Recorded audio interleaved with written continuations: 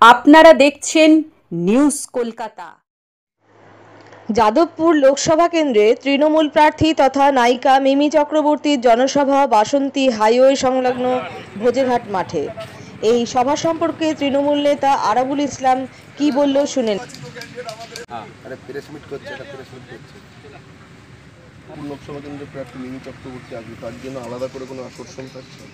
একটা ব্যাপার বলি, যেখানে ভাঙড়ে আমাদের সংগঠিত ফোর্স ভাঙড়ে তৃণমূল কংগ্রেস, আমরা যেভাবে মানুষের সাড়া পাচ্ছি, মিমি চক্রবর্তী এখানে আসবেন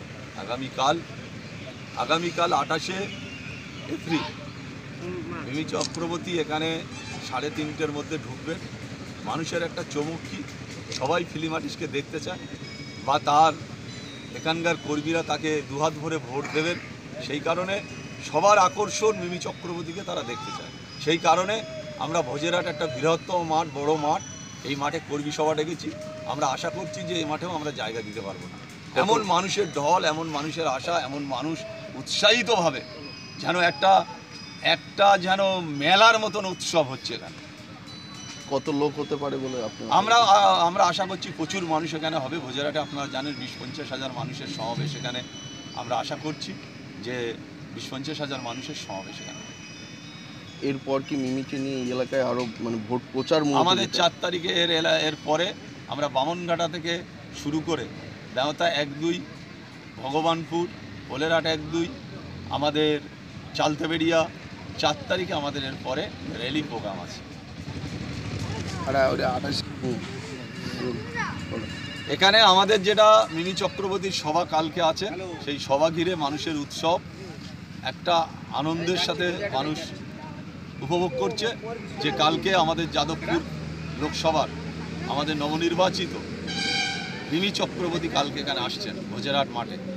আমার পাশে আমার প্রধান আছে, এধারে মনিরুল আছে, যুব কংগ্রেসের জেনারেল সেক্রেটারি। আমরা আশা করছি মানুষের যে আনন্দ উৎসবের মতন একটা চেহারা নিয়েছে এই ভাঙড় বিধানসভায়, যে একজন ফিল্ম আর্টিস্ট, একজন যোগ্য ক্যান্ডিডেট, তারে দেখার জন্য যেমন উৎসাহ, কিন্তু সাংগঠনিক ফোর্স আমাদের এখানে প্রায় 20 থেকে 40 হাজার মানুষের সমাবেশ এখানে হবে। এটা সংগঠিত ফোর্স। এটা অনেকেই অনেক কথা বলবে, কিন্তু আমাদের যে সংগঠিত নিজস্ব ফোর্স আছে এখানে, আমাদের যেটা সেই ফোর্স কালকে এখানে এসে উপস্থিত হবে। আপনারা দেখতে পাবেন জনজুয়ারে ভরে গেছে। ভাঙড়ে বারবার গোষ্ঠীদ্বন্দ্ব নিয়ে খবরের শিরোনামে উঠে এসেছে, এই নিয়ে ভোট প্রচার কি কোনো প্রভাব পড়বে? একটা ব্যাপার আমরা ইতিমধ্যে আপনারা দেখেছেন যে আমরা অল নেতৃত্ব ভাঙড়ে প্রতিটা মিটিংয়ে, অঞ্চল মিটিং থেকে শুরু করে, ব্লক মিটিং থেকে শুরু করে, প্রচার মিটিং থেকে শুরু করে, আমরা অল নেতৃত্ব ঝাঁপিয়ে পড়েছি। এখানে গ্রুপের কোনো ব্যাপার নেই। লোকসভা ভোট সবার দায়িত্ব, কর্তব্য সবাই চেষ্টা করছে পালন করার জন্য। এখানে লবির কোনো গ্রুপের কোনো এফেক্ট হবে না। মানে সারা বছর সেটা থাকলেও ভোটের সময় সব এক হয়ে যায়। এটা তো আপনারা জানেন, যেটা আমাদের কালচার, আমরা সারা বছরে যা সেই করি, কিন্তু ভোটের সময়। ভাঙড় থেকে সাজ্জাদ আলী মোল্লার রিপোর্ট, নিউজ কলকাতা। নিত্য নতুন খবর জানতে আমাদের চ্যানেলটি সাবস্ক্রাইব করুন।